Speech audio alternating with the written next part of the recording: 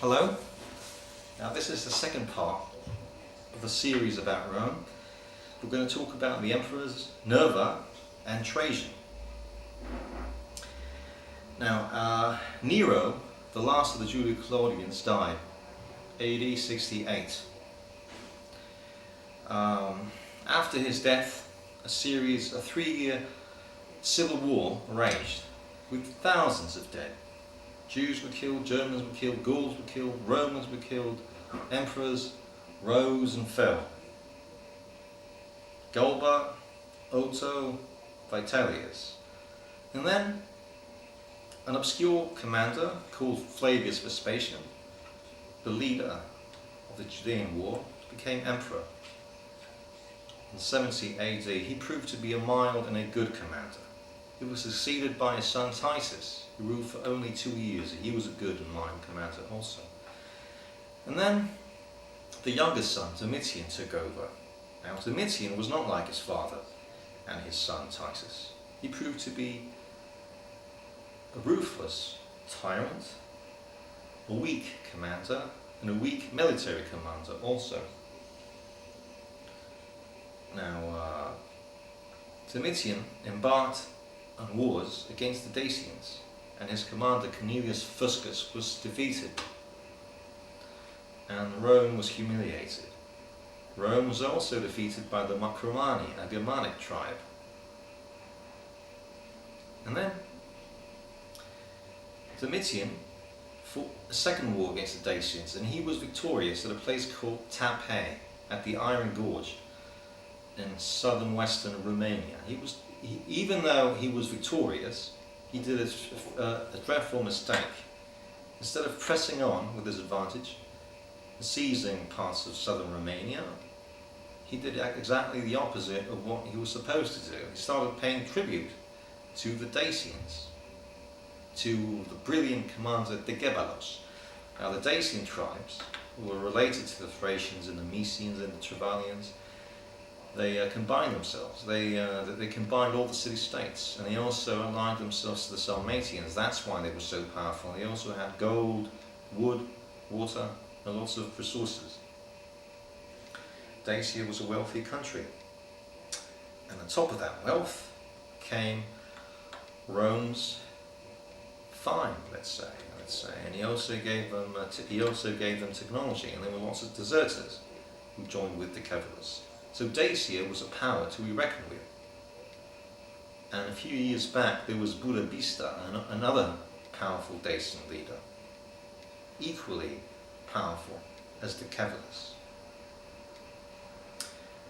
Now Domitian was on the way down when he started killing off senators, his cousin Clemens, members of his family. His wife Domitia and others plotted against him. And so the path lay open for new members of the Roman aristocracy to take over. Just like in the case of Nero. When Nero fell, all of a sudden commanders took over. Now, in 97 AD, Nerva was murdered by his chamberlain Stephanos, who was paid by Domitia and others. And Nerva took over command. He became emperor. Now Nerva was an old senator. He did not distinguish himself in battles. He was born in 32 AD. He was roughly 65 when he took over. He was weak in body, and he had no military support. You see, Domitian, he might have been hated by the people, by the Senate, but he was loved by his Praetorian guards and his elite troops. Now, Casperio Aelianus, the commander of the Praetorians, who was disaffected by the death of his master Domitian, forced Nerva to execute Stephanos, an ex-consul Veiendo, and others who were part of the plot to kill Domitian. Now Nerva agreed to execute these people, but then Casperius pressed Nerva to kill people that Nerva did not want to be killed. Nerva disagreed with Casperio Aelianus and his Praetorians. And then Casperius Aelianus and his picked Praetorians, they actually besieged the palace, and they blackmailed Nerva himself. And so Nerva had no other choice but to call the commander of Germania, Trajan, to Rome. And once Trajan arrived at Rome, Trajan was adopted as his co-emperor and co-consul. So in 98 AD, Trajan and Nerva were consuls.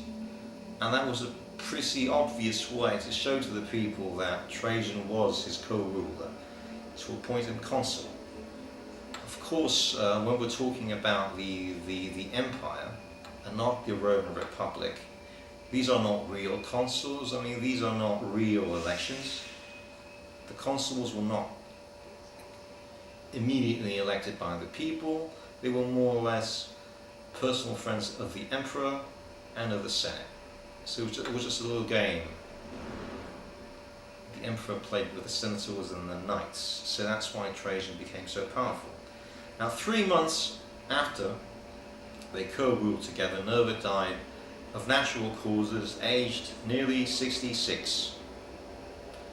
And so Trajan, the commander of Germania, became emperor, and he proved to be one of the best, the most powerful emperors of all times. Trajan was not part of the elite. He was part of the elite, but he was not the elite. His father was a commander who served under Vespasian when they were fighting the Judean War. In 91 AD, 6 years before Domitian was murdered, Trajan was appointed consul for the first time.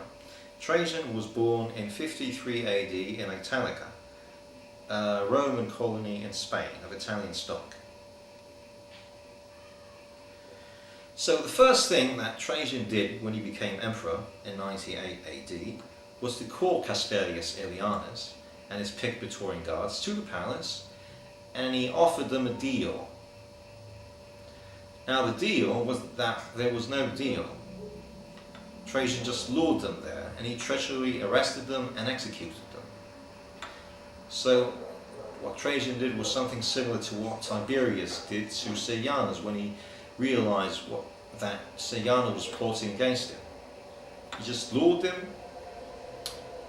he tricked them, and he had them executed, because he feared that the Praetorians could harm him. Now we're talking about an entire legion of 5,500 to 6,000 picked men, and they could harm Trajan. Not all the Praetorians were killed. It was just Casperio Aelianus and some of his picked men. The rest of them just joined the ranks, along with other picked mercenaries and picked Romans and Italians. Now Trajan, soon as he became emperor, he wanted to get rid of the Dacians. Why?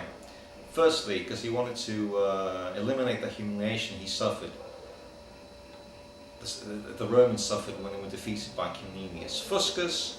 He annulled the treaty, the humiliating treaty that Domitius signed after the Battle of Taipei. He stopped paying tribute to the Dacians, and he demanded the deserters back, and he wanted to turn them into a province so that Rome could gain prestige once more. In 100 AD, he was appointed consul again. Trajan was appointed consul for the third time. In 101, the First Dacian War, commanded by Trajan, began again, and he was appointed consul for the fourth time. It was a sure way to explain to the Romans that he was the commander, and that's why he was appointed consul. So, in the First Dacian War, the Romans defeated the Dacians at the Second Battle of Taipei at the Iron Gorge. Now, the Romans suffered heavy casualties as well. They were victorious, but they suffered heavy casualties themselves. It is said that Trajan, according to Cassius Dio, he was there at the first line and he was bandaging. He tore his clothes and he used it to bandage the wounded Romans. And then the Romans placed several garrisons and they retired. Decebalus was forced to sign a treaty. But everyone knew, actually the Moors under a rising star, Lucius Quietus, also participated in the battle. Now, everyone knew that the Dacian War would not end there in 101. They knew that it would continue until Decebalus was really killed or gotten rid of, because Decebalus was a crafty person and he was a real commander, just like Buonavista was. In 103, Trajan is appointed consul once more. In 104, the Second Dacian War commences. It appears that the Dacians broke the treaty or the Romans broke the treaty. No one knows exactly what happened. Now, several Dacians fearing Trajan, they joined the Roman side, but some of the deserters, they were not deserters actually, they plotted to murder Trajan. Thankfully, they were apprehended, arrested and executed. Trajan wasted most of 104 in building forts and bridges. He created the infrastructure to crush the Dacians in the following year. Now, in 105, the final year of the Dacian War, came about. There was at least one battle that was fought. Now, several historians who have studied the column of Trajan and the Forum decided that there was at least a battle where the Dacian cavalry, supported by the Sarmatian cavalry, they attacked a Roman fort that was situated in a river. Roman reinforcements arrived and the Dacians were crushed with heavy casualties. The third battle took place at Zermegidusa itself. Zermegidusa was the capital of Decebalus. Now Trajan and his picked forces, they captured and sacked the city.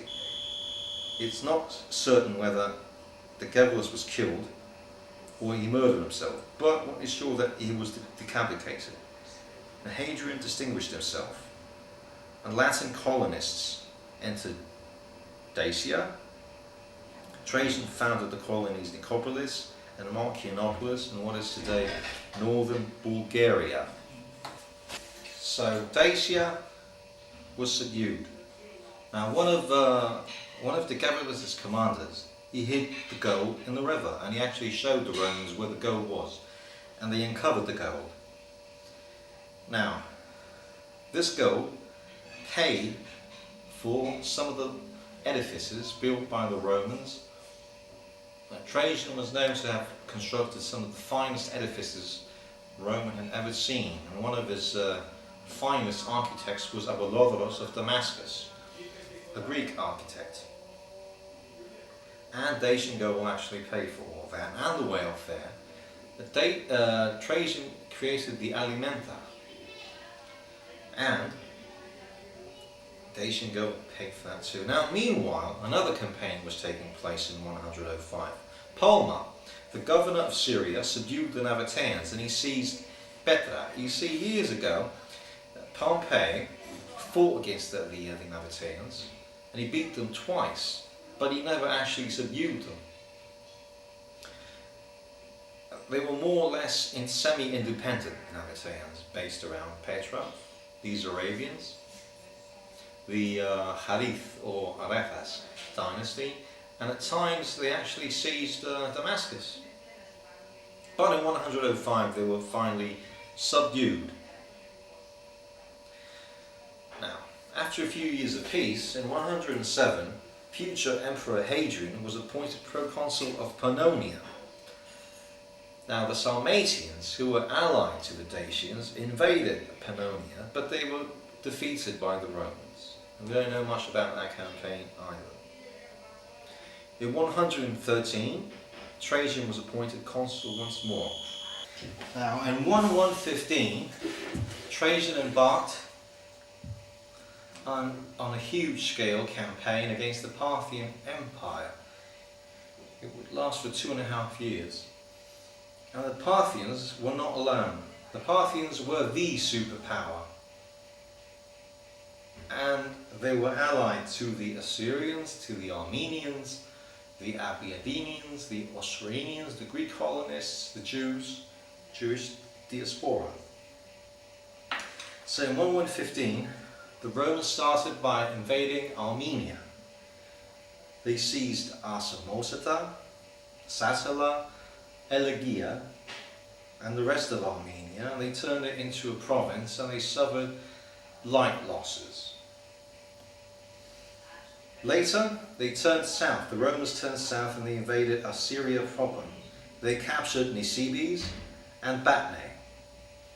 And then they seized Edessa, the capital of Osroene, and King Avgar, or Avgaros, of Osroene became a client king. And instead of being a client king to the Parthians, he became a Roman satellite.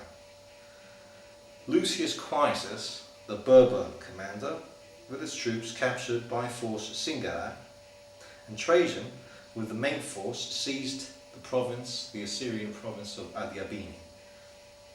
And its client king, Megavartis, surrendered. Now the Romans returned for winter quarters to Antioch.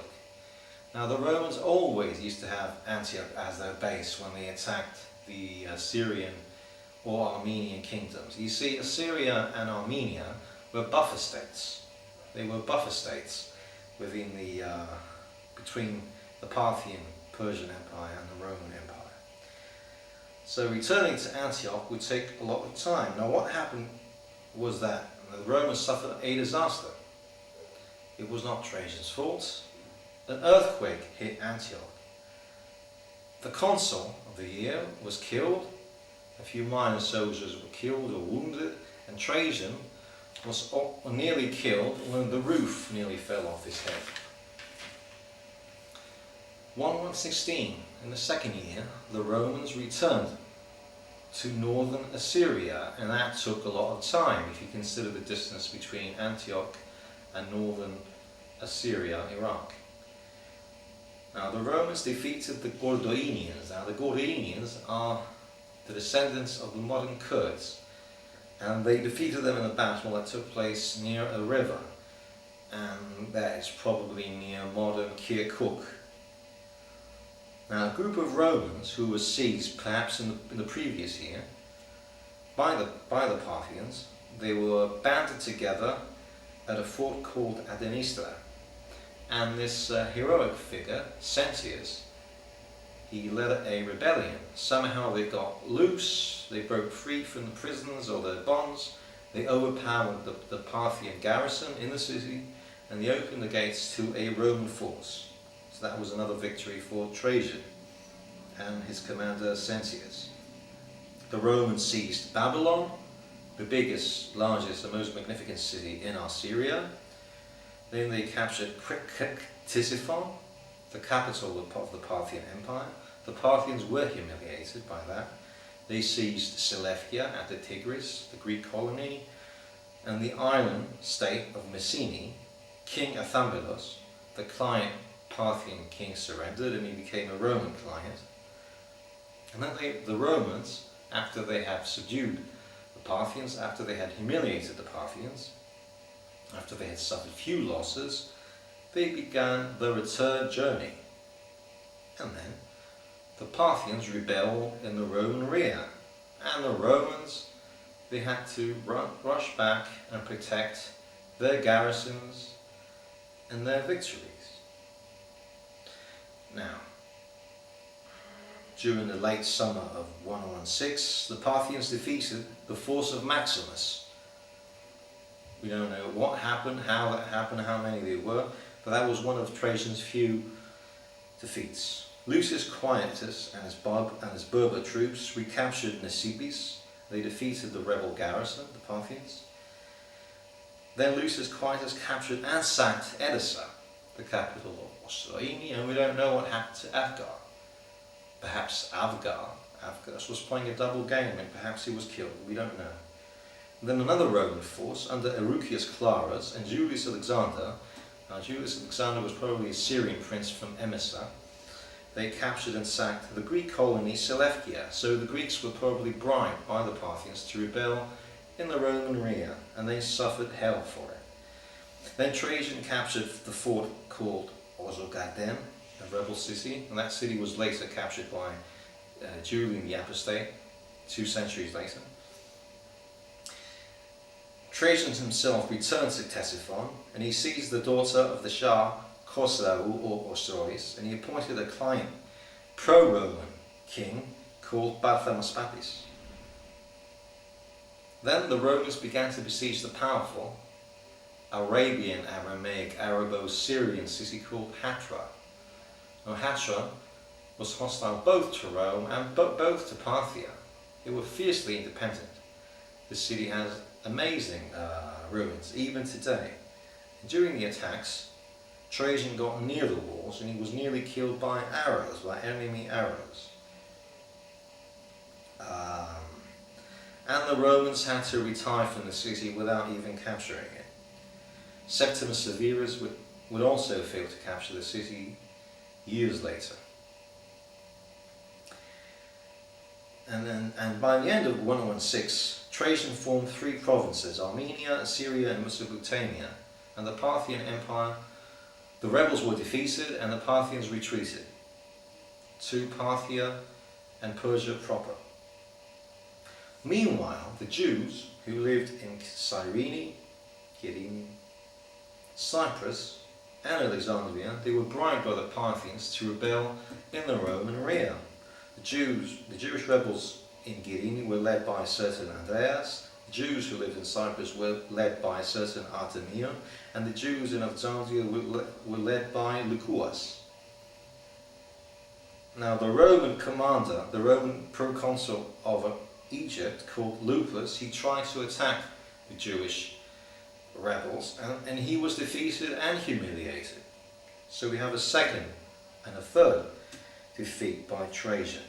However, Lucius Quietus, returning from the Assyrian front with his Berbers and the rest of his troops, defeated and massacred the Jewish rebels. We don't know exactly what happened. Many of the Greek citizens joined the Roman forces and they killed some civilians.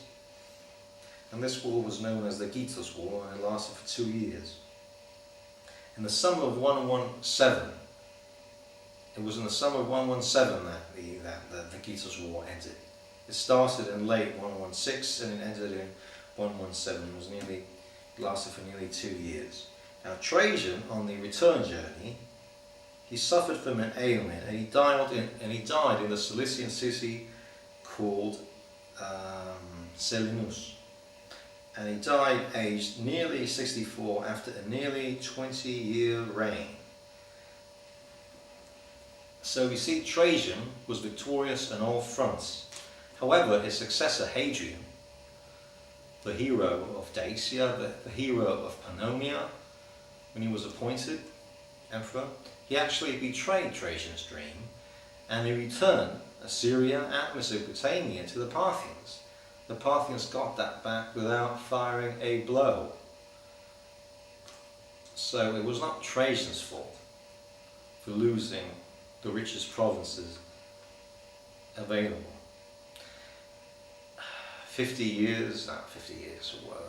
150 years later, Aurelian, even though Aurelian was one of the finest emperor soldiers Rome ever had, he betrayed most of Dacia. He abandoned most of what Trajan conquered then in 115, and he left it for the Germans to plunder. And again, that was not Trajan's fault.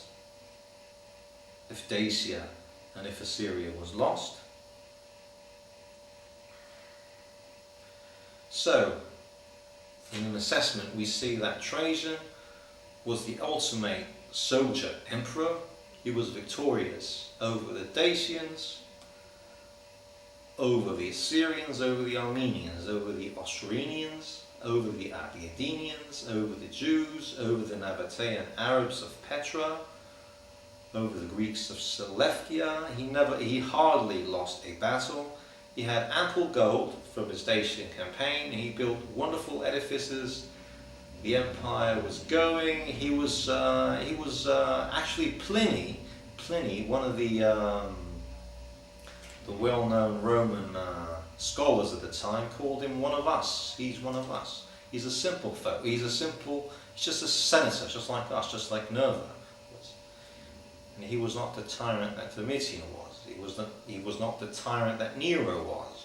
He was not the psychotic tyrant that Caligula was, Gaius. So in assessment we see that Trajan was one of the finest emperors Rome ever had since Augustus.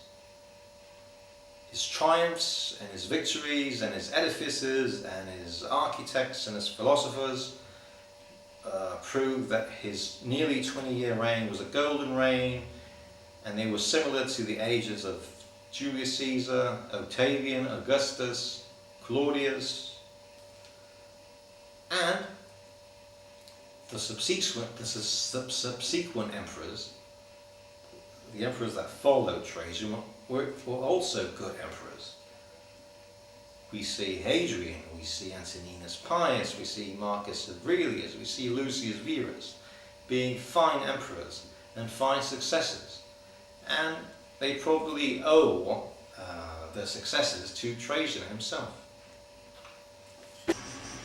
Now this is a modern portrait of Decebalus, the Dacian king, who fought against Domitian and Trajan together.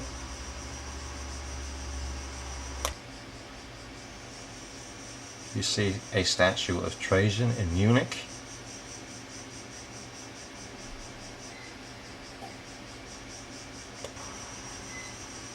We see a second statue of Trajan in Munich as well. And this is Nerva, Trajan's predecessor, the elderly centaur who appointed Trajan as his heir. And this bearded figure here is Hadrian, Trajan's successor in the empire. And this is Domitian, whose commander Cornelius Fuscus was defeated by Decebalus, and who, even though victorious, was forced to pay Decebalus an enmity.